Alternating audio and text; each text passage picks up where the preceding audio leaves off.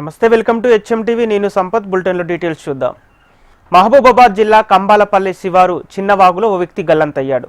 రెడ్డియాల గ్రామానికి చెందిన సంపత్ అనే రైతు బంధువుల ఇంటికి వెళ్లి తిరిగి వస్తున్న క్రమంలో వాగు దాటుతుండగా బైకు మధ్యలో ఆగిపోయింది.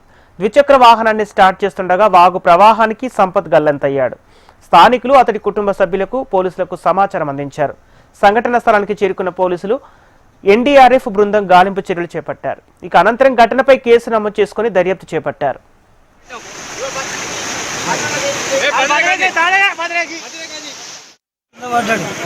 ఆడ ఒక 10 నిమిషాలు ఆగిండు. అంతలో కింద పడ్డాడు.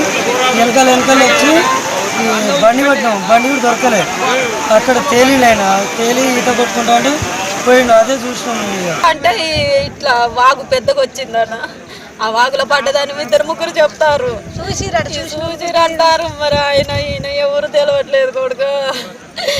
ఏడు బయట తెలియదు కొడుక. రాత్రి 11 దాకా తోలాడొచ్చిర్రు.